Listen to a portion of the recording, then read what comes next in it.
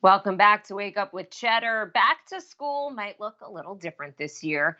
It is a big debate right now as coronavirus cases surge across the country and there's still no vaccine.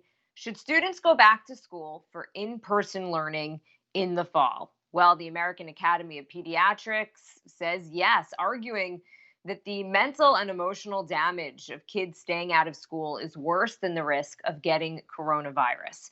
I do want to bring in now Doctor Nathaniel Beers, the president at the HSC Health Care System, who also serves on the Council of School Health for the AAP. Dr. Beers, so great to have you on this morning. This is pretty much the only thing parents are talking about right now.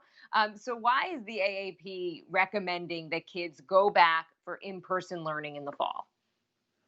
Well, thanks for having me this morning. It's a pleasure to be with you. I think the American Academy of Pediatrics put out this statement almost 2 weeks ago because there was really a lack of comprehensive guidance that was helping schools think about what are the critical pieces that they need to undertake in order to ensure that kids can safely return to school and that schools can be prepared to safely have staff in those buildings as well. And so what we wanted to highlight was that it was important to think of all of the impacts of coronavirus on children if we're thinking about reopening schools. And so, as you noted, families have been struggling with thinking about what's going to happen in the fall, but also the impact on lack of access to adequate nutrition, lack of access to social emotional supports, mental and behavioral health supports, special education supports, all impact the community of kids in different ways and families in different ways. But what we know is that they exacerbate the inequities that already exist in our society, and that the American Academy of Pediatrics believes that we should be concentrating on the health of all children and trying to address the inequities that exist in society today. So, what is the recommendation? Is it that all students should be back in school for in person learning every day, or are you recommending some type of hybrid? What is the message? The message is that as much as possible, as many children as possible should be in school for in-school instruction. That, however, is going to look very different in different communities based on the disease burden that they have, based on the resources that they have to ensure that staff and students and families can all be protected if schools are going to be open. A school district that is experiencing a massive surge in cases in their community and community-wide spread is going to make a very different decision than a school district that is experiencing very low disease burden. And so making sure that those are being made at the local level now so that families can make those plans about what their fall is going to look like is critically important. There are going to be schools that are capable of opening full-time in person for all students.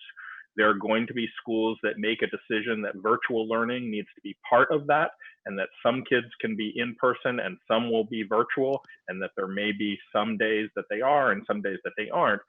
And then there are going to be schools where they need to continue virtual learning because of the disease burden that exists in their community. But right now, it is critical that school districts are using all of that data and working collaboratively with their public health officials to make a rational decision based on their community so that families can prepare for that. And we can address all the other support services that are needed by kids when schools are open and have plans to make sure that those are available to families and children as well. What do we know at this point about the virus and kids? How many kids do you think have been exposed to coronavirus, and how many are getting seriously ill? So that's part of the reason that we felt like we could come out with this statement is that the data has been increasing over the past 6 months. I will say that I was one of the early skeptics who didn't believe that children were getting it less frequently and advocated for schools to contemplate closure earlier.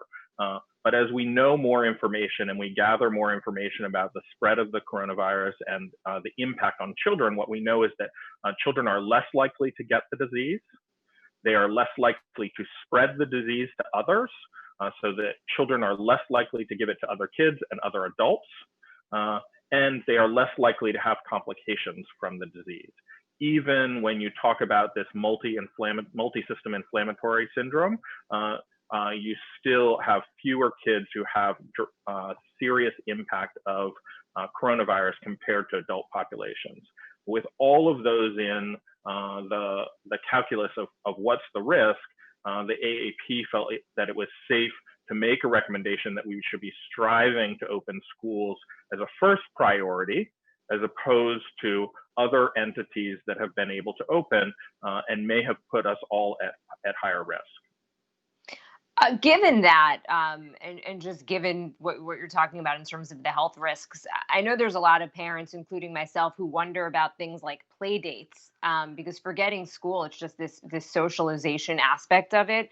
What do you think about that? I mean, should parents be letting kids play with other kids right now, or seeing their family? There's so many questions as we're in the summer and camp as well. Any guidance? I think we're all a little confused.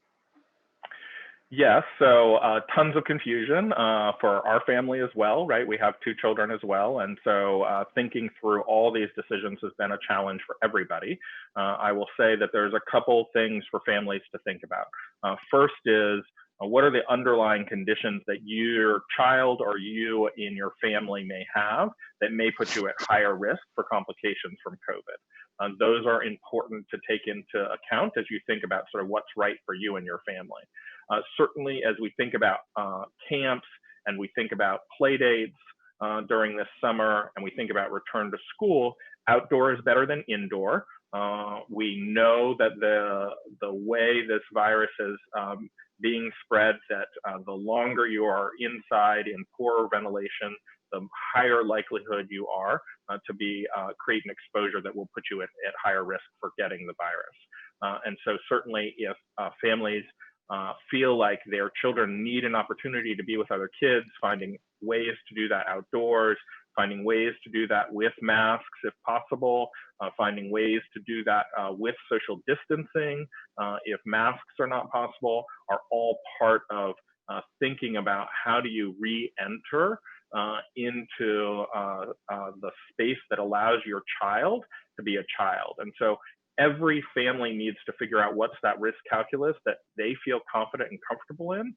But those sort of parameters around masking, around social distancing need to be part of that plan.